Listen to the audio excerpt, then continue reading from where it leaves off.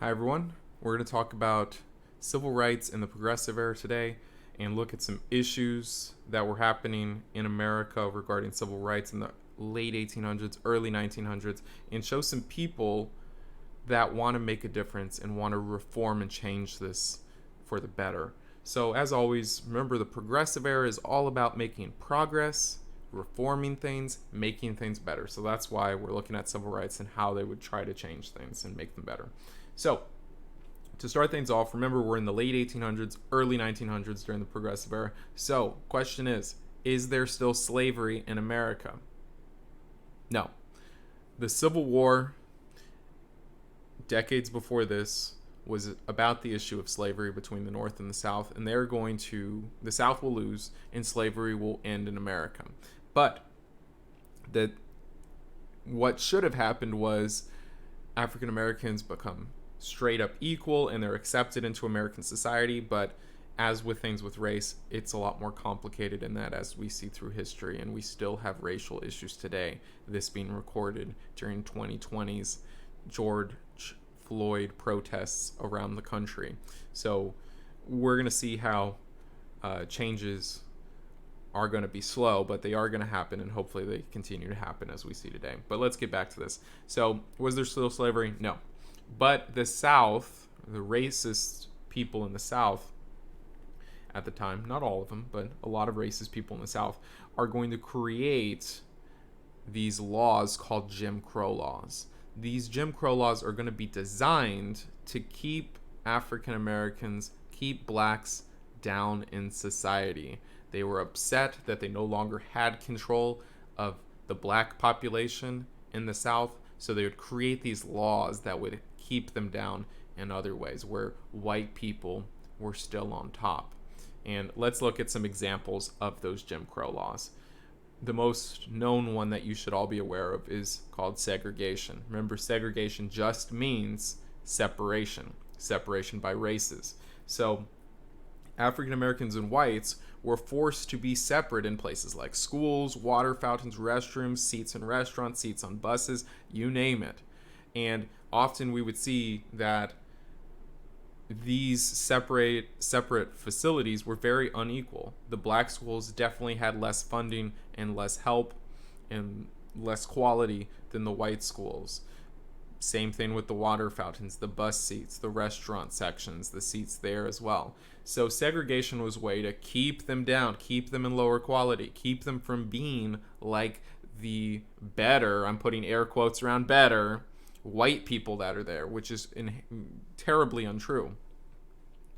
Another Jim Crow law that existed was something like literacy tests. After the Civil War, African Americans were supposed to be able to vote. At least African American men were supposed to be able to vote. Except for a lot of states would place literacy tests as a requirement for black people to vote.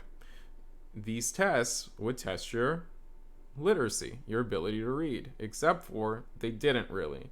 They made these tests extremely complicated, extremely subjective, very, very difficult to pass. So if you didn't pass, you didn't vote, and we'd see that thousands and thousands of African Americans would be disenfranchised. That means they lost their ability to vote because of these literacy tests.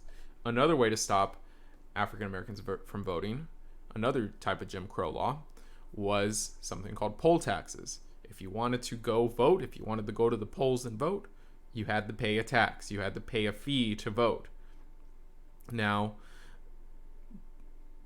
nobody would like this. And if black people were the only ones that had to do this, that's not fair. So a lot of African Americans would not be able to vote because of literacy tests and poll taxes. These are different ways to keep African Americans down. But there's one other one, and it's called intimidation.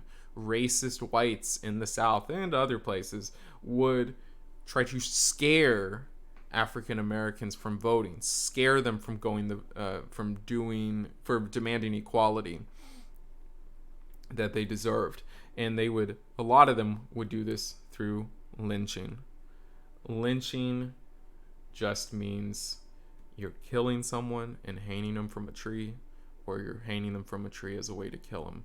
And this happened too many times to African Americans. And it wasn't just to punish them for trying to do something the racist whites thought they shouldn't be doing, like voting or demanding equality. It was to show others that if you tried to vote, if you tried to demand equality, if you challenged a white man, if you looked at a white woman the wrong way or did something to her, then they would scare you and say, this is going to happen to you, and it's just terrible. So this was a way to intimidate blacks into staying down in society, scaring them. So if the Jim Crow laws didn't work, intimidation would keep them down. And it's going to be a slow struggle to the 1960s when we get our civil rights movement going.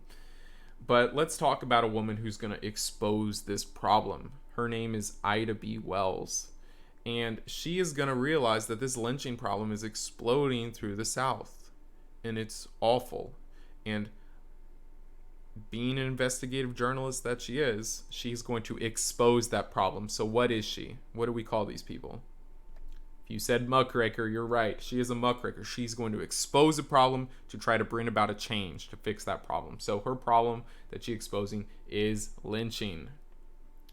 She wants to stop the lynching of African Americans. So she's going to write a book called The Southern Horrors, which is going to expose this lynching. She's going to write pieces in newspapers to show people that don't know that this is going on. Maybe the people up north, maybe the people out west, maybe people in the South that don't realize it's happening, to show them that this is happening and we need to stop it.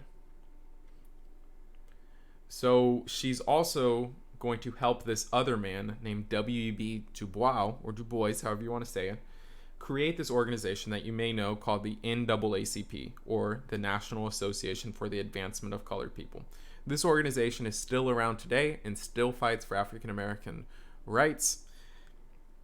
And it would not have been possible, well, it likely would not have been created without the spark of Ida B. Wells exposing lynching. So out of her book and out of her newspaper articles, out of her muckraking, came the NAACP. And W.B. DuBois is going to help her create it and is going to be the organization's leader. We'll talk about him on the next page. And as you see, it's founded during 1909, right in the middle of the Progressive Era. And together, Ida B. Wells, W.B. DuBois, the NAACP organization, is going to grow and fight against injustice, promote equality. Now, let's look at two differing perspectives amongst African Americans on how to actually fight for equality. So, over on the left, we have this man named Booker T. Washington. He's going to have a very different opinion than another black man named W.B. DuBois, who we talked about. And remember, he created the NAACP, the National Association for the Advancement of Colored People. So both of them want more civil rights, want more political rights, education rights, want more respect, but the ways in which they get it are going to be very different, or the way they fight for it will be very different. Let's just look at a few examples on a T-chart really quick. So Booker T. Washington is going to say that African Americans should be okay getting kind of a lower education, more of an industrial education. Think, someone who works on a yard, someone who works on a house, someone who, not saying these are lower things, but they're more industrial jobs. Someone who works on the pipes, an electrician, something that doesn't require a huge amount of college education, something like that. He's going to say they should be okay getting that's okay. Whereas W.B. DuBois is going to say, no. That's fine if African Americans want to get those jobs. That's cool, that's fine. But they should demand the same education rights. African Americans shouldn't be excluded from higher education. They should have the exact same rights as whites, because that's what the Constitution says ever since the Civil War. So we should demand those higher education rights. Booker T. Washington is going to come back and say, the industrial education is okay. This basic education is okay, because it's going to prove what African Americans have to do first is prove that you can do a good job. prove that you could be good citizens. I'm talking as him for the moment. He's going to say, we just got out of slavery, civil war, just 30, 40, 50 years ago. And this is new for the white people. You need to slowly show them that we're good citizens, that we can do these things. And over time, they will afford us, they will give us more rights. Well, W.E.B. DuBois, and NAACP guy, is going to counter that and say, you know what? We already have these rights. And if we don't demand these equal rights right now, right away, then racist whites and racist white states and societies are going to keep black people down forever. They're going to use that as an excuse. So we need to demand it right now. So the main difference between this is that Booker T. Washington is saying, let's earn the respect over time. Let's prove that we can have this basic education, do these industrial jobs, earn the respect of white people over time, and then they will gladly give us these opportunities. Where W. Du Bois is straight up saying, no, if you do that, we're going to be stuck there forever. So I can see both ways of thinking about it. Which way is true probably depends on each individual person. You have hardcore racist people would probably try to keep try to keep black people down in society forever, where more moderate people or people that aren't racist or not very racist, we're thinking back in the 1900s, everyone's probably a little bit racist if they live in the South and they're white, just because of their history and legacy. Maybe that's wrong, but I would say a lot of people are. They're saying, I could see it from their point of view that,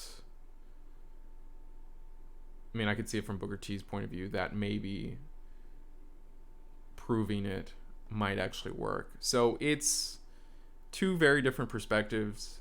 As you can see, I'm even trying to grapple with which one's better. I lean towards W.E.B. Du Bois, but I definitely see the thought in Booker T. Washington's point as well. So think about which one you support, which one you would support. They both make sense to me, and it's an interesting look for sure. All right, that's civil rights in the progressive era. Hope you learned something. Hope that gave you something to think about. Thanks. Have a great day, guys.